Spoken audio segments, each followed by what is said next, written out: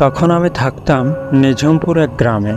সেখানে পরিবেশটা সত্যিই যেন এক অকল্পনীয়। কারণ মানুষের যত আকাঙ্ক্ষা আর চাহিদা সব পূর্ণ করা সম্ভব।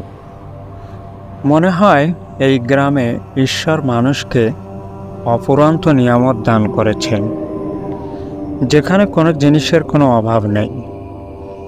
আমি সেখানে থাকতাম আমার এক বন্ধুর বাড়িতে। আমার বন্ধুর নাম সুজন। আমরা একই কোম্পানিতে চাকরি করতাম।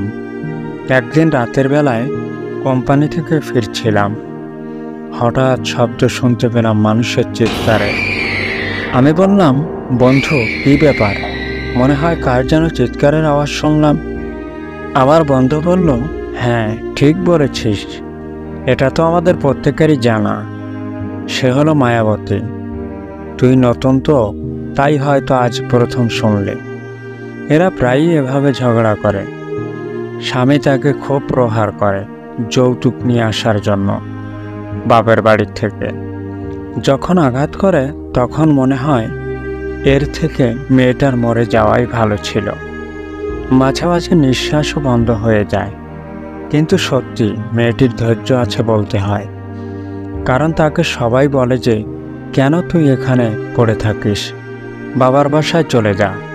কিন্তু মেয়েটি সত্যি অনেক স্বামী ভক্ত, যে কারণে এত প্রহার সহ্য করেও তার স্বামীকে ছাড়তে পারে না। যাক গে, ওসব কথা বাদ দে, চল আমরা বাড়ি ফিরে যাই। আমরা বাসায় ফিরে আসলাম। চিন্তা করছিলাম একা একা মেয়েটার কথা। সত্যি সে অনেক সতী। এমন একজন মেয়ে যা সবার কপালে হয় না। আর মায়াবতীর স্বামী রাজেশের কপালে জুটেও রাখতে পারল না। আমি প্রতি শুক্রবার বাসায় থাকি। সেদিন কোম্পানি বন্ধ থাকে। সকালটা বেশ ভালোই কেটে গেল। গোধূলি লগ্নে বের হব একটু ঘুরতে। ঠিক সেই সময় সুজনের প্রতিবেশী এক পিসি পরিচয় হয়। তিনি হাঁপাতে হাঁপাতে আসলেন। এসে আমার বন্ধু সুজনকে লক্ষ্য করে বললেন, এই সুজন, তোকে এক্ষুনি রাজেশের বাড়িতে যেতে হবে। সুজন একটু বিস্মিত হয়ে বলল, কেন পিসি, কি হয়েছে? পিসি বললেন, রাজেশের বউ মারা গেছে আর রাজেশ পালাতক। তুই তো জানিস মেয়েটার আর কেউ নেই, তাকে সৎকার করতে হবে। সুজন আর দেরি করল না, শুধু মুখ থেকে এতটুকু কথাই বলল, হারামির বাচ্চা, বউটাকে আর রক্ষা দিলি না, মেরেই ফেললি। সুজনের সাথে আমিও গেলাম এবং তাকে সৎকারের জন্য সমস্ত কিছু প্রস্তুত করে ফেললাম। তখন বেশ গভীর রাত হয়ে গেছে। যখন তাকে চিতার উপর উঠালাম এবং অগ্নিসংযোগ করতে গেলাম, হঠাৎ মনে হলো অদৃশ্য থেকে একটা আওয়াজ আসলো, ভয়ঙ্কর আওয়াজ, কাউকে ছাড়বো না যারা আমাকে ছাড়েনি। একথা বলে এক পর্যায়ে আমার কাছে মনে হলো এটা নিশ্চিত মায়াবতীর আওয়াজ। আমি বুঝে ফেললাম মায়াবতী অতৃপ্ত আত্মায় পরিণত হয়েছে। আমি সৎকার করে বাসায় ফিরে আসলাম, আর আমার বন্ধুও। দীর্ঘদিন এভাবেই কেটে গেল। রাজেশও পালাতক, তার কোনো হদিশই নেই। তা প্রায় 2 বছর পর রাজেশ পা রাখল গ্রামের মাটিতে। আমি শুনতে পেলাম রাজেশ বাসায় এসেছে। তখন আমার মনে হচ্ছিল যে তাকে গলা টিপে হত্যা করে ফেলি, কিন্তু বিচারভার পুলিশের হাতেই সোপর্দ করলাম। পরদিন রাতের বেলায় যা ঘটল, আমি আর আমার বন্ধু সুজন ফিরছিলাম বাসার দিকে।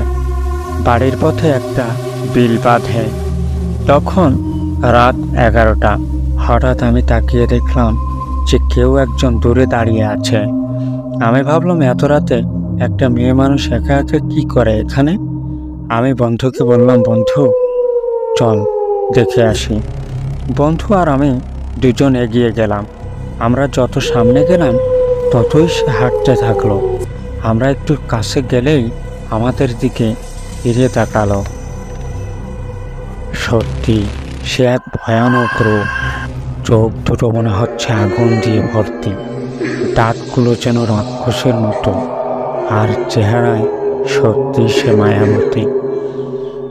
হঠাৎ দেখতে দেখতে হাওয়ায় মিলিয়ে গেল এবং বলল কর্কশ মর্মান্তিক এক বিকট আওয়াজে, কাউকে ছাড়ব না যারা আমাকে ছাড়েনি।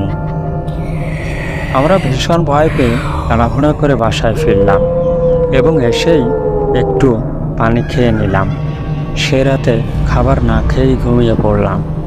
সকালে উঠে চোখ মুছতে মুছতে ব্রাশটাকে হাতে নিয়ে কলের ঘাটে যেয়ে দেখি রাজেশের বাড়ির সামনে ভীষণ ভিড়। কেউ কেউ আবার বিড়বিড় করে বলছে, ভালোই হয়েছে, যেমন কর্ম করেছে তেমন শাস্তি হয়েছে, ঠিকই হয়েছে। আমি ভাবলাম দেখি কি হয়েছে, যেই আমার চোখ ছানা বড় হয়ে গেল। এ কি, এ তো সেই রাজেশ! কি বীভৎস চেহারা হয়েছে! তার সমস্ত মুখে নখের আঁচড়ের দাগ, ঘাড়টা মোটকে পিছনের দিকে ঘুরে গেছে, পায়ের নলার থেকে শিরা ছিঁড়ে গেছে। আমি বুঝলাম যে তাকে ধরে আছাড় মারা হয়েছে। পেটে বড় এক ছিদ্র এবং পিঠেও একই রকম ছিদ্র। আমি বুঝলাম যে হয়তো পেটের সামনে থেকে হাত ঢুকিয়ে পিঠ দিয়ে বের করেছে। কি এক মর্মান্তিক মৃত্যু! আমি আগে কখনো দেখিনি। আমি বুঝে ফেললাম এটা মায়াবতীর কাজ, যার প্রতিশোধ সেই নিয়েছে নিজ হাতে। আমি আফসোস করলাম না, কারণ যেমন কর্ম তেমন ফল পেয়েছে সে। তাই দেখেই বাসায় ফিরে আসলাম।